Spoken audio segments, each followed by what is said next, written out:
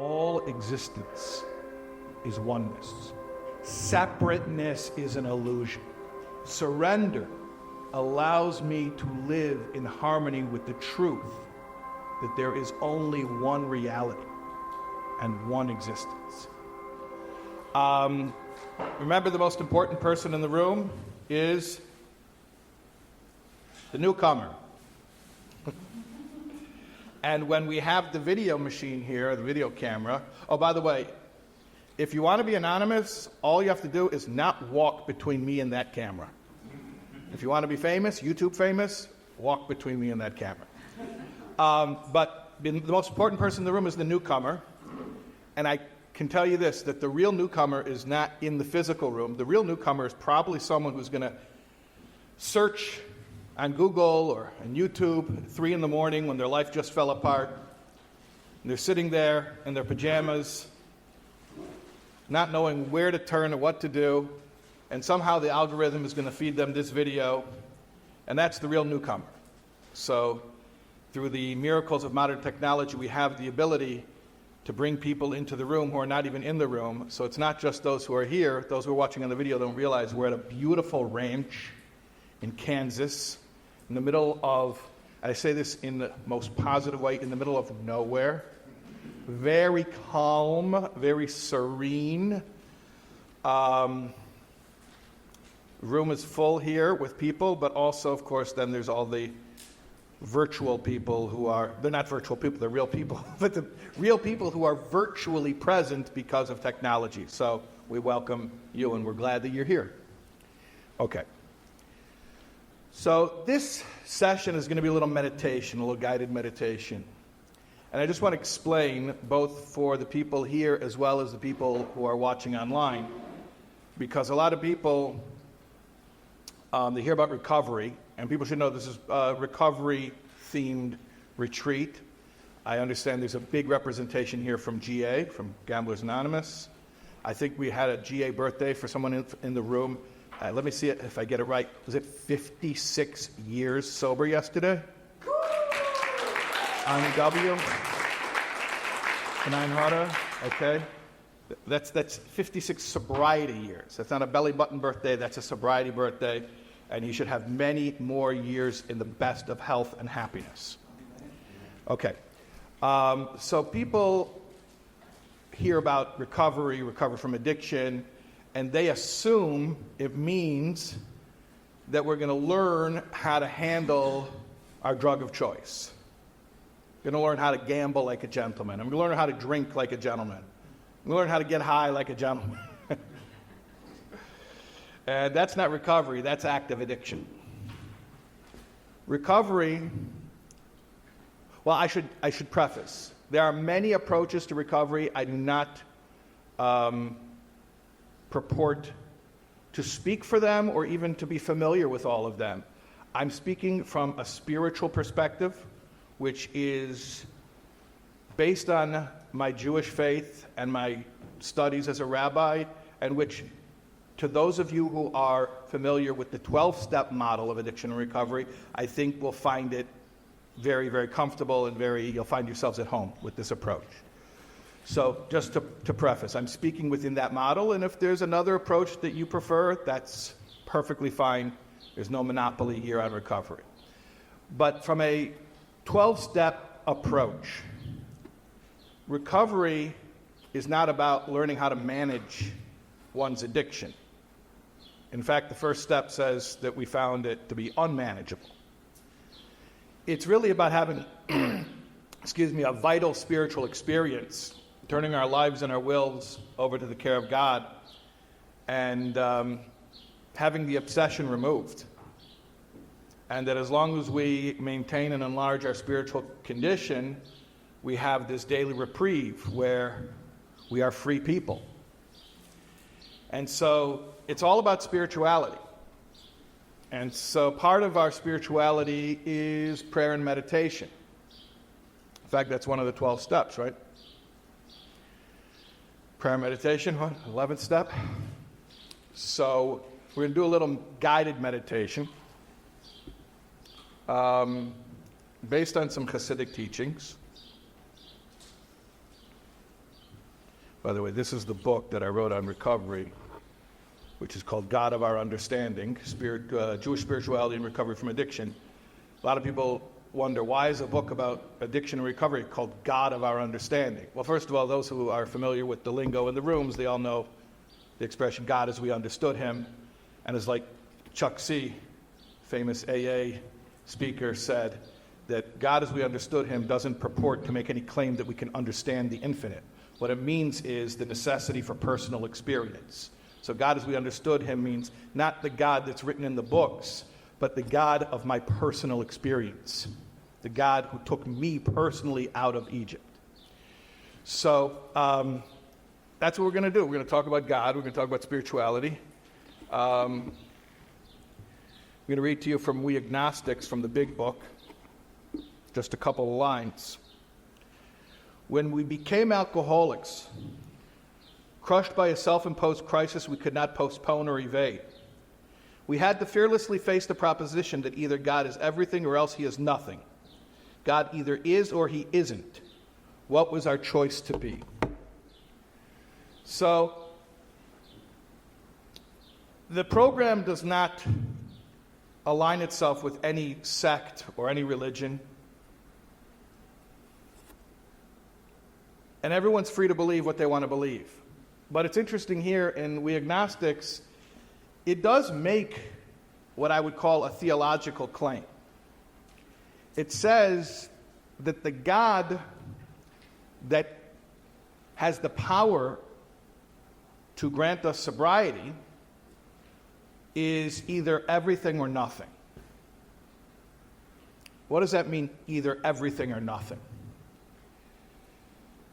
In the Ten Commandments, the first commandment is, I'm the Lord your God who took you out of Egypt. Right? That means the power greater than you who did for you what you could not do for yourself. The second commandment is you should have no other gods.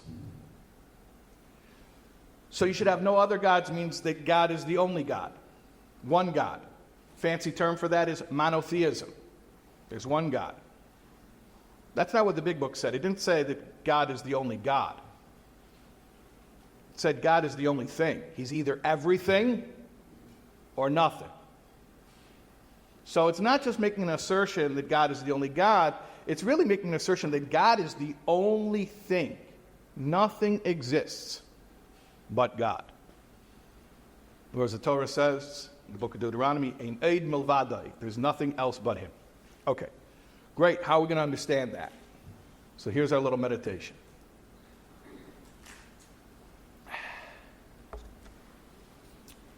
You can keep your eyes open. You can close your eyes. You can continue to sit. If you want to pace, go ahead and pace.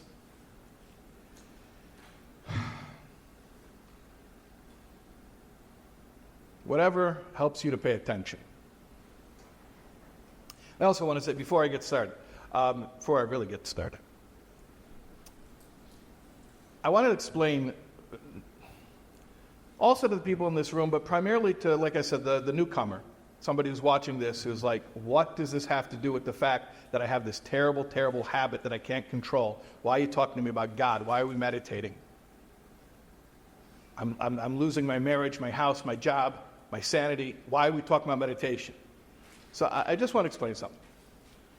There are a lot of bad habits. And generally speaking, when somebody's bad habit starts to ruin their life, it becomes inefficient to continue with that habit. And it's no longer fun, so you stop doing it. So then why is there that person who has a bad habit, it's not fun anymore, not even fun anymore, it's ruining their life, and they're still doing it? Why do they still do it? So we're not talking about bad habits over here. A lot of people think of it that way. Oh, I know what addiction is. It's like having a really bad habit.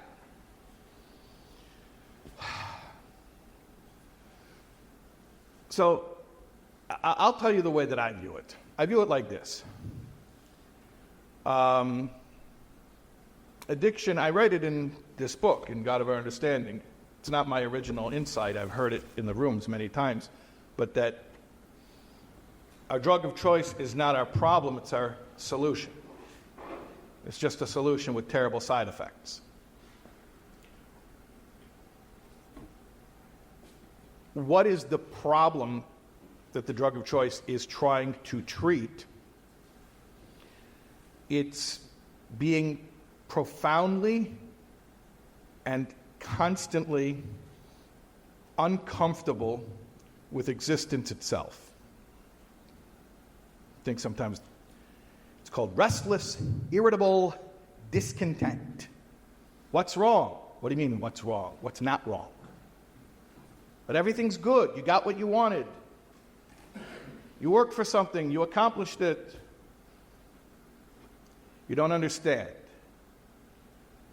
I'm not uncomfortable because of any particular reason. I'm uncomfortable with existence itself.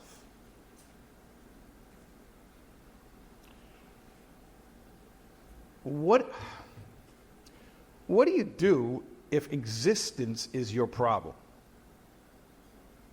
So you discover one day a magical panacea, whether it's a drug or it's a high-risk activity, but whatever it is, it's so intense that for that moment you don't feel your own existence. And it is the greatest feeling of freedom you could ever experience if you've gone your entire life with crippling self-consciousness. Always lonely in a crowded room. Always wanting to be a part of and feeling apart from. And then suddenly this thing sets you free because it just takes over everything. And for that moment, you don't even have to think about the fact that you exist. It's so utterly liberating. So you understand why this is not just a bad habit. A bad habit, when it stops being useful, when it stops being fun, you move on. But this is a solution to an existential problem. Existence itself is uncomfortable. This is my only way to experience distraction from that. Maybe at first the distraction lasts for an evening, then at diminishing returns, the distraction lasts for an hour, then finally the distraction probably lasts for half a second. But it's the only freedom. So how can you take that away from somebody? The answer is you can't. Because if you remove from them that solution and you leave them still with the problem that existence itself is uncomfortable, how long are they going to continue to be miserable in their own skin before they're going to do the smart thing and go back and do the one thing that provides relief, even if it ruins their life? So what we understand, those of us who take a spiritual approach to addiction and recovery, is that we need a spiritual experience because it's the only thing powerful enough to get me out of my ego, to get me out of myself, my self-obsession. Meaning, everything that I'm chasing in my drug of choice that is a distraction from self, but in the end it just leaves me back in myself, I really find in my relationship with God where I can surrender to Him not just my will, not just my behaviors, not just the way I live, but I literally surrender to the point where I cease to be a separate existence. That's called being in the zone. When you surrender to God to the extent where there's no longer any separation. And people think, well, that's a weak person. You just gave yourself away. What, I'll be like the hole in the donut? Is that what it says? Where's that? That's in the 12 and 12. Right? If I'll give away all my defects of character, what'll be left? You know, that's my whole personality. And when you actually do it, that's the fear before you do it, but after you do it, you realize I'm so much more powerful when I'm powerless. Because when I surrender to God and I realize He's the only thing that exists and He moves through me to the extent that I'm surrendered to Him, that's real power. That's real power. And it's real serenity. Because now, instead of trying to blot myself out, instead of chasing after self-obliteration, I can experience self-transcendence. And that's what a spiritual experience is. It's self-transcendence. So that's what we're trying to do here. We're trying to meditate, to have a little self-transcendent experience, get out of ourselves, get into God, and to start to see how God is everything. Not just the only God, but the only existence. And I'm going to try to do that with you right now. Okay. So let's start like this. We live in a world. The world is full of stuff. People can't see this, but I'm looking through the window and I see trees and I see a pond. And I see the cows. Can't see them right now, but I saw the cows a minute ago. In here, there are tables, there are chairs. There's a lot of different stuff. People, places, and things. A lot of stuff. So here's what I want to do. I want to try to understand how it's all oneness. It's all one thing. The trees and the pond and the tables and the chairs and the cows and even me. Even me. There's nothing else but God. He is everything. Again, not just the only God, but the only existence. Okay. So I assume that most of us believe that the world came into being at some point from non-existence.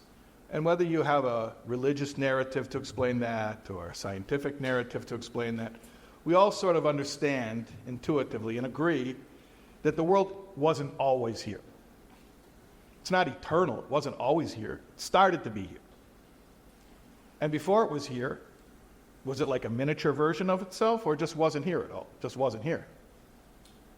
It wasn't here. So what that means is all existence comes from non-existence. I'm going to repeat that.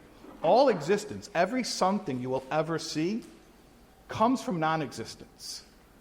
It was once a nothing. Now, what's the difference between a something and a nothing? It's about as much difference as there could ever be between two things. The essence of nothingness is its non-existence. So, to cause nothingness to become somethingness, that's not a minor change. In fact, to cause nothingness to become somethingness is to override the essence of nothingness. Now, I'll give you, here, what do I have? You don't have like a pen, or a pen would be good. Yeah, just, all right. So, this will work. All right. So objects at rest tend to stay at rest. So the natural state of this pen is inertia. It's inert. It doesn't move. Now I can impose movement upon it. And it'll move. But it itself is not a mover. I've imposed that state upon the pen.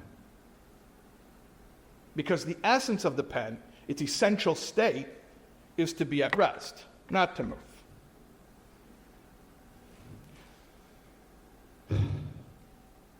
The essential state of nothingness is not to exist. The only way that nothingness will exist is if that is imposed upon nothingness.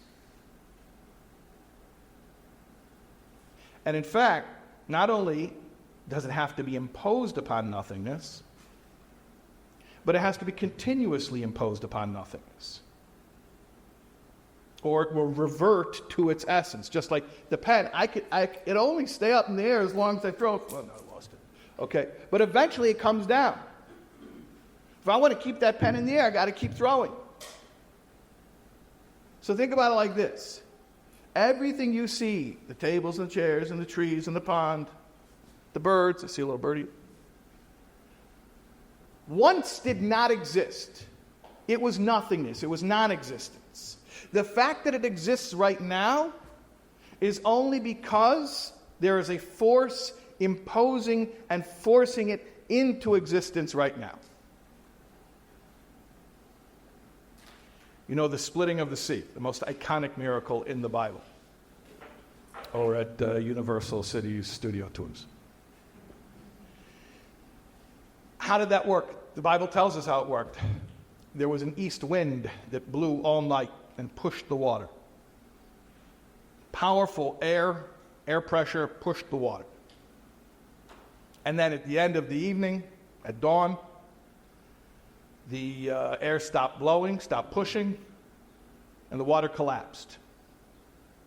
Water collapsed. Went back down to what it used to be, just flowing. So think about it like that.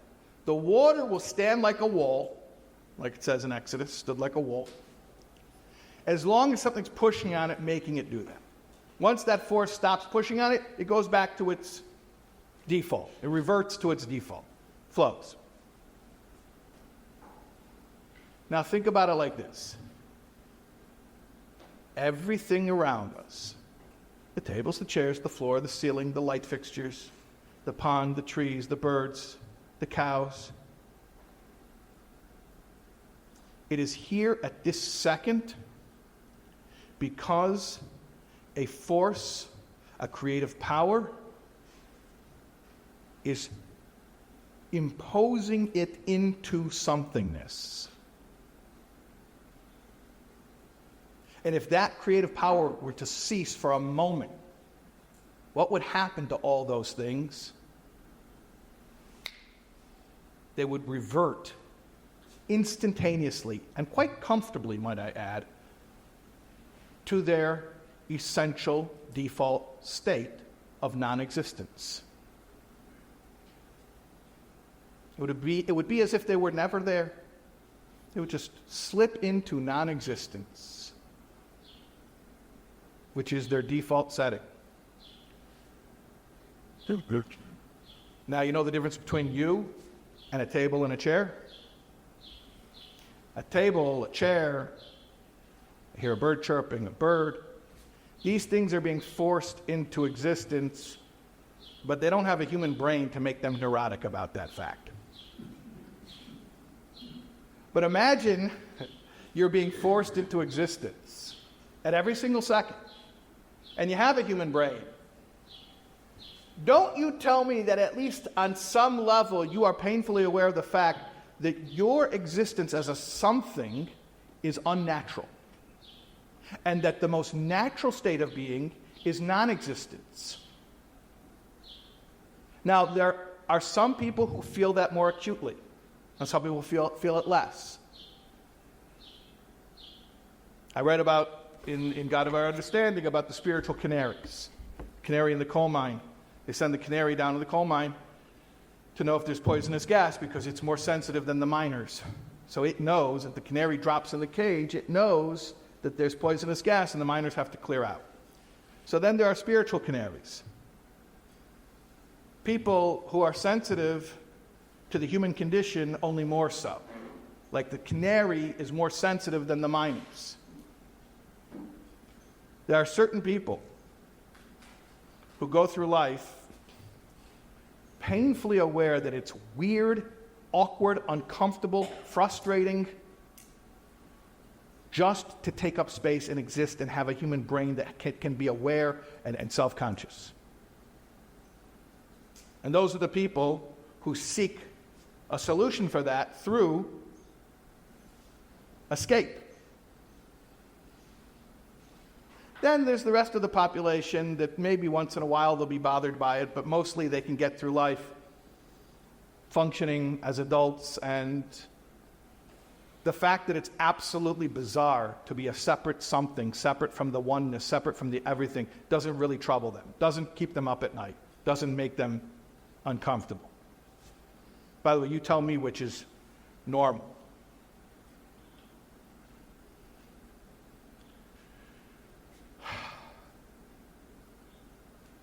So think about this fact. Everything around us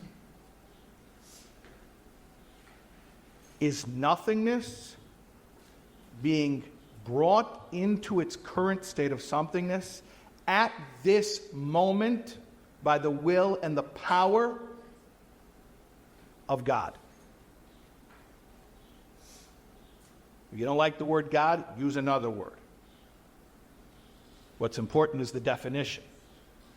That this power is what's bringing all somethingness into its state of being as it is now, and that if it were not exerting that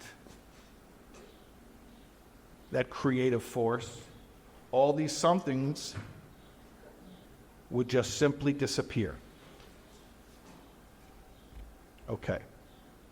So now you tell me. Think about the chair. Think about the table. Maybe even look at the table in front of you. Is there a cup in front of you?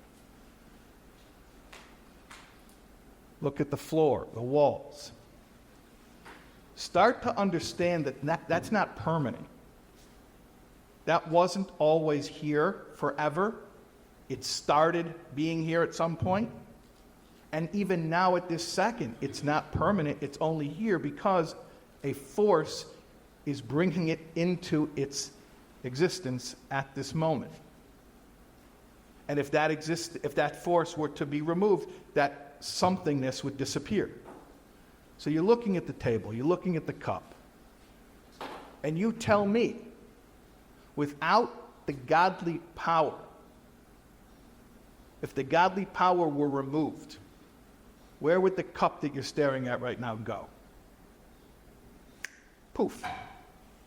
So then you tell me, when you're looking at the cup, what are you looking at? Are you looking at a cup? Or are you looking at a particular manifestation of God's power?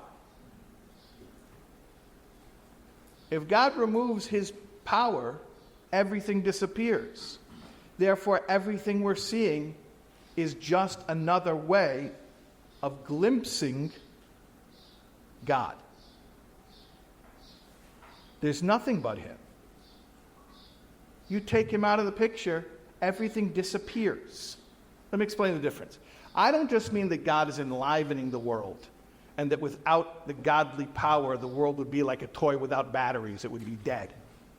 I mean much deeper than that. I mean that God is bringing the world into existence. You know what existence means? The fact that it's here. The fact that it takes up space. As opposed to not taking up space, not existing, not being here, not being anywhere because it doesn't exist. So you start to look at the world from this perspective.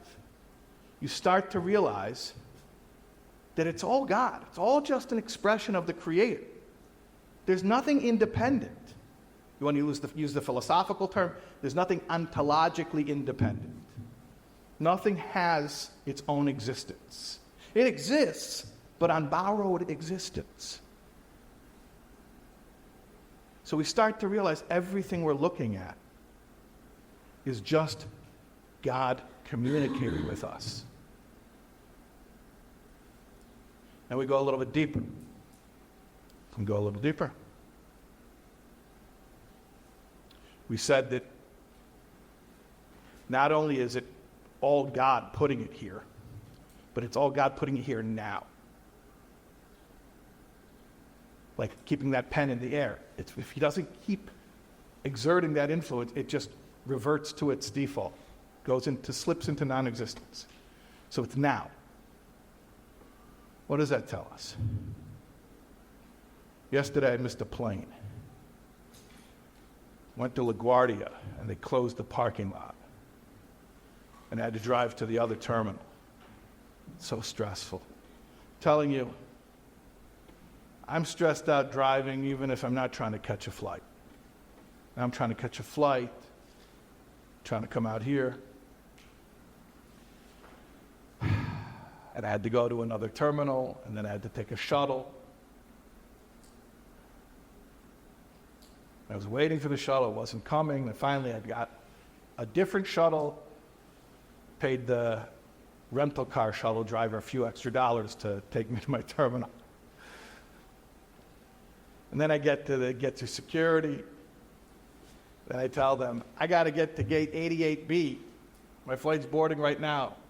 I never did this before, but I got on that electric cart. They were whizzing me through LaGuardia, Terminal C. And I'm going to tell you something. My body was in fight or flight. My body is triggered because I'm trying to catch a flight. But I've been doing this long enough that my brain knows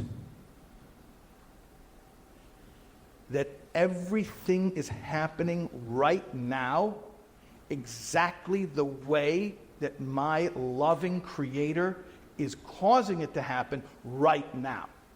It's not just that God created the world and set it in motion like a spinning top and now it just goes on its own. No, it's that every something is truly a nothing being forced into existence at this moment. And if God weren't putting it here, right here, the way He's putting it here at this place right now, it wouldn't even exist. So how can I be stressed out about a flight when I know that every single detail, where I'm at in the airport, where the plane is at, if it's pulling away from the gate, it's not pulling away from the gate, if the pilot is scratching his nose, every detail is being created something from nothing by my loving Creator at this very moment. How can I be anxious? Now, yes, I told you my body still gets a little kick of adrenaline. But it used to be my brain would feed off of that and say to my body, adrenaline, we need more of that. We're in a life or death experience. We need to freak out. We need to panic. And I have an option today of gently telling my body, it's okay. We're in God's care. We're in God's world.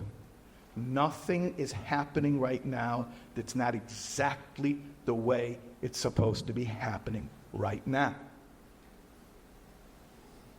And I know that for a lot of people that opens up questions of why do bad things happen to good people and how can you justify human suffering?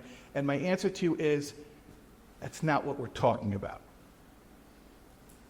I'm not having a philosophical discussion with you right now about why bad things happen to good people and why there is human suffering. I'm talking to you right now about my human suffering, my option to make myself insane or to have the serenity to accept reality at this moment the way God has created. And I got news for you. If I don't have that tool in my spiritual toolkit to be able to calm myself down and show up and be present for my life, then all those other discussions about why do bad things happen to good people, I can't even be part of those discussions because I'm useless to myself and to everybody. So I'm not trying to tell you why you're going through a difficult time. I don't know why you are. I'm telling you what I have to think about when I'm going through a difficult time. Whether it's being late for a flight, or it's a bill that I can't pay, or it's an interpersonal relationship issue, or just no reason at all, feeling uncomfortable in my own skin. Whatever it is that's stressing me, I look around and I say, this is all God. There are no independent operators in God's universe. There's nothing operating independently, running its own show. I had to realize not only am I not able to run my own show, but nothing can run its own show. Reality, for me, just speaking for me, is God conducting an orchestra, the symphony that He's written. And my job is to listen. And there are parts of the song that are triumphant and uplifting and joyous. There are parts of the song that are dark and foreboding and ominous and even terrifying. Parts of the song that are boring. Parts of the song that are overstimulated. But my job is to know that it's a symphony, there's a conductor, and all I have to do is just listen.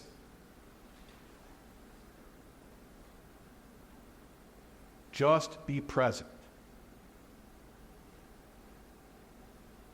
And for me, the ability to be present is not a simple thing.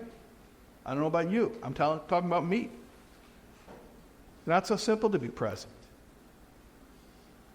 If I knew a way to be present without having to think about God, you're thinking, well, this guy's a rabbi. He thinks about God all day. No.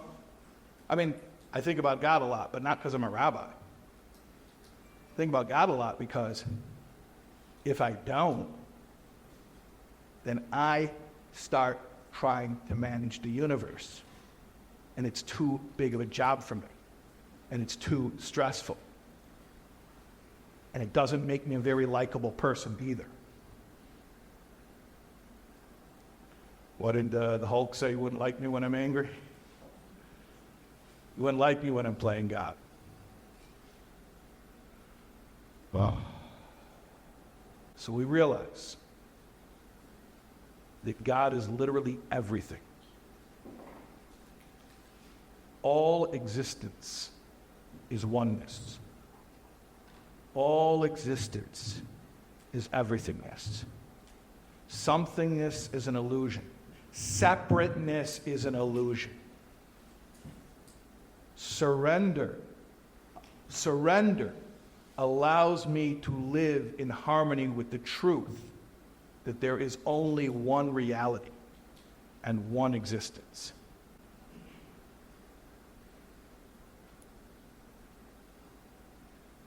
I'll let you ponder that for another minute or so.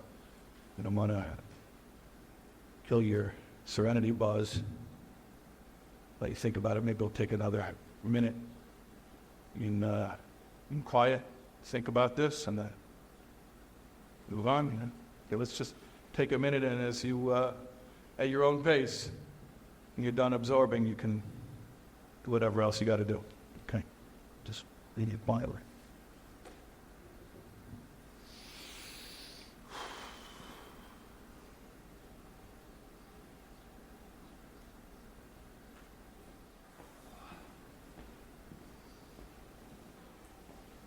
I could honestly do that for another hour. That was good stuff. I feel very grateful to be in this room because I want to tell you there's not a lot of places where you could leave a bunch of people and tell them to just think quietly for as long as they want to, and they just do it. I think you know that in the world we live in. Not a lot of people can handle that. Not a lot of people are searching for that. And to be in a room with people who are all not only okay with that, but understand how deeply we need it is really, really special. I'm very, very grateful to be in this room, to be with all of you in this very, very holy and godly space. Okay.